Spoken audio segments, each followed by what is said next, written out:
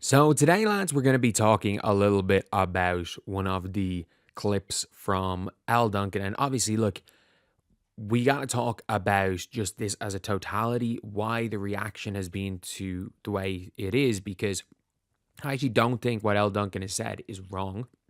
But, but sometimes there can be a correct statement made by a wrong messenger. That's where it can kind of be the issue. And originally, I said, oh, yeah, that it was kind of just people at ESPN. I didn't realize L. Duncan was one of the people that a year ago was saying this type of thing. So, yeah, this is definitely the wrong messenger um, to have this out. But this is obviously a clip from L. Duncan on the Sports Guest Show podcast. And I just want to also shout out to Ken Swift for tweeting this out. And yeah, probably should do a better job realistically of shouting out the tweets that kind of have the ideas for these videos. And yeah, so I probably should do a better job. Is it like Clark season correlation and Ken Swift? That's like obviously it's where like 90% of the video ideas come from. So we all know that. But yeah, so I probably should do a better job because let's be real, these guys are carrying all of us. But yeah, so obviously this is her talking about the draft. And she basically just said Caitlin Clark was an anomaly. It was never going to be like this. And, you know, also said Angel Reese is a generational talent. I mean, no, but really good, really good player. Like, I'm not going to knock Angel Reese. She's rebounding matters. But basically, she also said here 2023 was historic in ratings. No, it wasn't. No, it wasn't. 2004 was bigger than 2023. But it was the most in 19 years, which was something. And it was a big uptick from 2022, in fairness. But also, like, this whole thing doesn't take into account that the reason why 2023 was such an uptick is because of Caitlin Clark. And it diminishes, like, what Al Duncan is doing is, like, is basically saying that, you know, oh, yeah, Caitlin Clark's an anomaly, but, like, you know, the sport's still growing, which is very true.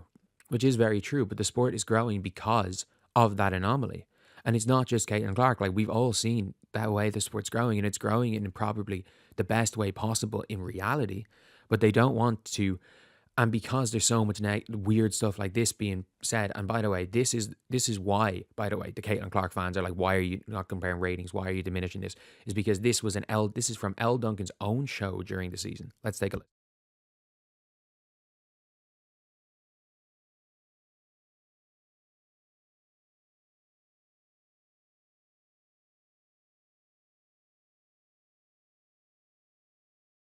Okay, there's no noise coming out, so I just want to. Hopefully, you guys can hear this. If you can't, I apologize. Fans are sucking the life out of the WNBA right now. It's just the truth. You are right. You are right, new fans. There has never been more viewership because of Caitlin Clark. There's never been more attention. They're doing 40 minutes on First Take about Caitlin Clark. They never did that before, as Monica McNutt called out. You're right. But you know what there was in the WNBA last year and the years prior? There was other storylines. There was joy. There was talk of competition. There was talk of what was actually happening. Yeah, no, there wasn't. No, there wasn't. And I mean that when I say that. No, there wasn't. Um, I'm someone who very much was not a big follower of the WNBA. Do you want to know what the conversations were in 2023? Why is Sabrina Ionescu on the NBA 2K24 cover? Why is Sabrina Ionescu getting a shoe when Aja Wilson isn't? Why is Sabrina Ionescu not using her platform to like bring up the people in the league that are of another race that are better than her? They are the conversations that were being had. And I mean that. We can look back a year ago. We can look back in 2023. We can see that they were the biggest conversations. And the problem is that this league is not seen in most situations as a basketball league. As a basketball league. And I just realized my computer screen is freaking froze here on this clip here. So obviously the audio was from an L Duncan clip from in the past. But yeah, so it is just factually incorrect that there was all this stuff about other stories. We only talked about the basketball beforehand, because the reality is maybe she did, because I did not follow Al Duncan. I watched the occasional game. I watched the Leah Boston a couple of times as a rookie. Used to watch the WNBA finals every year. Like I was a very casual fan because I just liked basketball. But I'm sorry, like that was most of the conversation. And then the most of the conversation as well was about the pay. Was remember that Kelsey Plum clip that went viral? That was half the freaking conversation in the general public. And I'm sorry the WNBA had its little club that maybe they were talking about basketball, but from seeing that little club, no, they freaking didn't. No, they didn't. And that is the problem. That is actually was the problem then. It's still the problem now, and it was been the problem the last year. That the old WNBA crew, the people that treat it like it's a club and not a sports league, do not give a damn about the sport of basketball. I actually am not accusing Elle Duncan of that herself. I'm actually not 100% not, because it's clear Elle Duncan cares about the sport of basketball. But saying, oh, the Caitlin Clark stuff is sucking the life out of the WNBA. Well, I mean, you are on First Take. You are getting all these opportunities because of a boom started by Caitlin Clark. The records numbers in 2023 was caused by the boom started by Caitlin Clark. And the fact that the media cannot realize that even if it isn't just only Caitlin Clark, that what these players have done, these young players have done, especially Caitlin Clark, 95% of it being her, is she has. And you might be saying, oh, these people are fans of other players. Yeah, they are. And that's what happens in sports. That is what happens. You become a fan of Caitlin Clark. You go watch Iowa play, and you watch Iowa play against UConn if you're a new fan, and maybe you're like, oh, that Beckers girl is really good. You go watch Iowa play against Louisville, which also broke records, then play South Carolina and be like, oh, that Boston girl, the big for South Carolina is a good player. Louisville, oh, that Van Lith had 27 points in this game. She's elite as well. You go down, watch the final, and a lot of people were Angel Reese fans, regardless of that. So 10 million people are acting like 10 million people watched that game because they knew retroactively that Angel Reese was going to chase Caitlin Clark around the court doing this. And then after the game was going to just go, this is for you, Caitlin Clark, while on video, and start doing that while Caitlin Clark is already in the locker room. Like, 10 million people knew that was going to happen, I guess. 10 million people knew that was going to happen. 10 million people knew the next year, 10 million people watched the rematch. And you might have said, oh, if it was about any player other than Caitlin, what would have happened? Less people would have watched when it's not Caitlin versus Angel. No, more people watch Caitlin versus Paige. More people watch Caitlin in the final. And yeah, there's 20 million people there, but they're setting records. Why are they setting records? Because the people that have come in to watch the WNBA, to watch women's basketball, are enjoying it. Straight up. There are people that are watching certain teams. Like, there are a lot of people in Minnesota that are become big fans of the Lynx. There are a lot of UConn fans. A lot more UConn fans than there were. And maybe not even UConn fans. Paige Becker's fans a lot of the time were just the UConn fans. Now you're looking at casual fans being fans of Paige Becker's, like they're a fan of a Cooper Flagg, like they're going to be a fan of an Ace Bailey or a Dylan Harper, especially because they're going to stay more years in college. And it's going to be the same with Juju.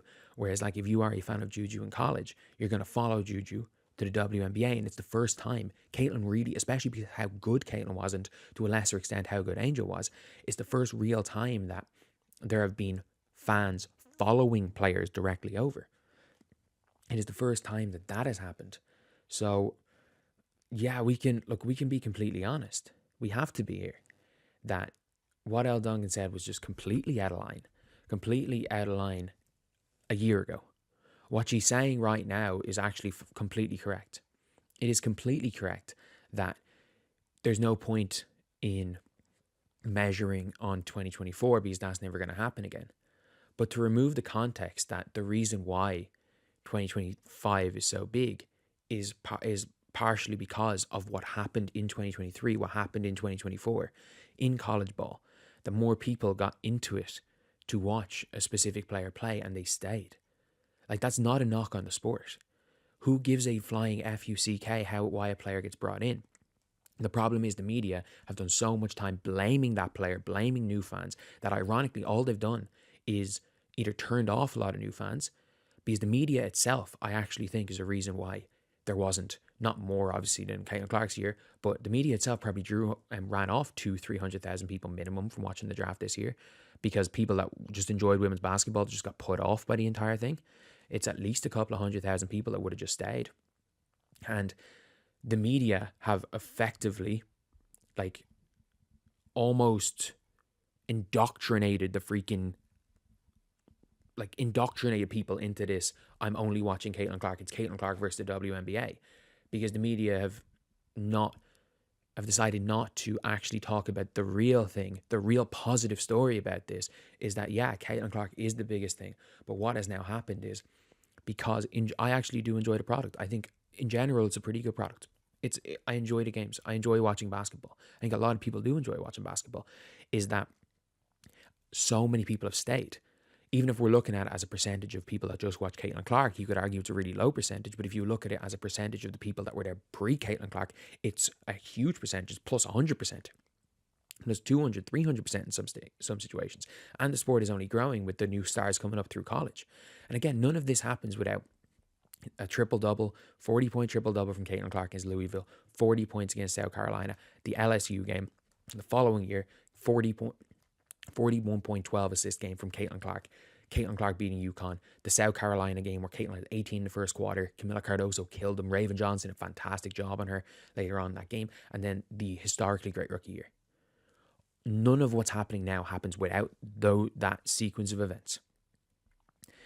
And the fact that it is like a completely factually correct statement is coming out of the mouth of someone who, again, basically a year ago was saying new fans leave. That is where the issue is. Sometimes the message can be correct, but the messenger can be wrong. And again, like, look, I'm not going to permanently hold Elle Duncan, like, permanently, like, attribute that to her for every one of her takes. But because if she makes a bad take, say, oh, this is what you said. But it's like, these takes are out there. Like, we all say dumb shit online. We all do. I've said so much dumb shit.